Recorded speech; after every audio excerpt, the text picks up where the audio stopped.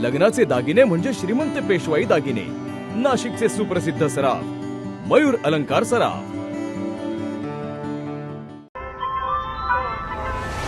ताज्या बातम्यांसाठी नाशिक न्यूजच्या YouTube चॅनलला सबस्क्राईब करा आणि बेल आयकॉनला प्रेस करा।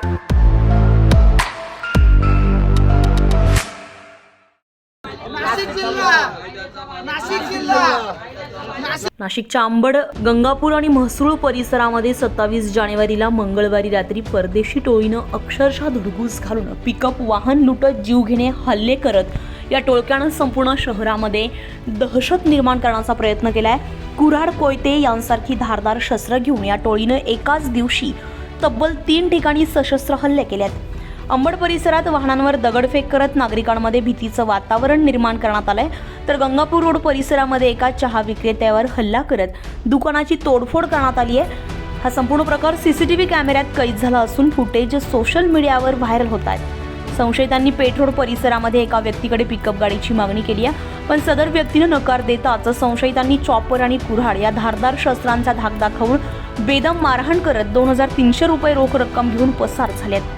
पोलिसांनी टोळीच्या मुसक्या आवळल्यानंतर नाशिक जिल्हा हा कायद्याचा बालेकिल्ला वधवून घेत आरोपींची धिंड काढली आहे। या संपूर्ण कारवाईबाबत पोलीस उपायुक्त किरण कुमार चव्हाण यांनी अधिक माहिती दिली आहे। 27 तारखेला अंबड परिसरामध्ये, गंगापूर परिसरामध्ये तसेच म्हसरूळ येथे देखील काही गुन्हेगारांनी दहशत करण्याचा प्रयत्न केला।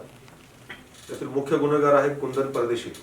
याने सुरुवातीला म्हसरूळ येथून एका व्यक्तीकडून बळजबरी त्याची एक गाडी ताब्यामध्ये घेतली, त्या गाडीमध्ये त्याचे साथीदार भरले। त्यानंतर त्याने त्याच्या साथीदारासह तो अंबडच्या हद्दीमध्ये सिडको गेला। त्याने तिथे पण दहशत केली, तिथे गाड्यांची तोडफोड केली आणि काही व्यक्तींवर जीवघेणा हल्ला केला। त्यानंतर तो गंगापूर परिसरामध्ये आला, कॉलेजरोडच्या परिसरामध्ये, तिथे पण त्यानं एका चहा व्यावसायिकावर हल्ला करण्याचा प्रयत्न केला। या तिन्ही घटनांमध्ये गंभीर स्वरूपाचे गुन्हे दाखल करण्यात आलेले आहेत आणि या प्रकरणामध्ये आतापर्यंत 9 आरोपी आणि 1 विधी संघर्षग्रस्त बालक यांना अटक करण्यात आलेली आहे। विशेष म्हणजे या आरोपींना अटक करण्यासाठी स्थानिक पोलीस स्टेशन तसेच गुन्हे शाखेची सर्व पथकं यांनी संयुक्तपणे कारवाई केलेली आहे।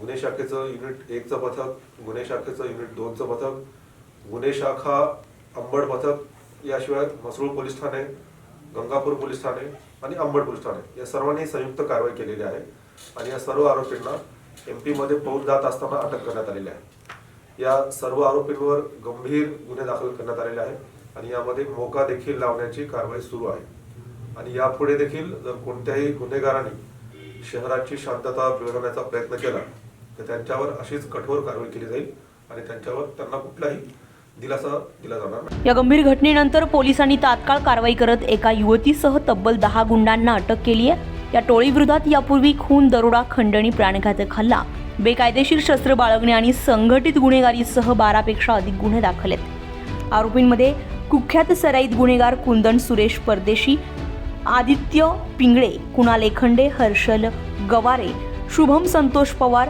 रोहित सुनील जाधव, कमलेश सुराणा, मानसी वाळके, वेदांत परदेशी यांसह इतर साथीदारांना पोलिसांनी ताब्यात घेतलाय, तर पुढील तपास नाशिक पोलीस करतायत। Bureau report, Nashik news, Nashik. ताज्या बातम्यांसाठी नाशिक न्यूजच्या YouTube चॅनलला सबस्क्राईब करा आणि बेल आयकॉनला प्रेस करा।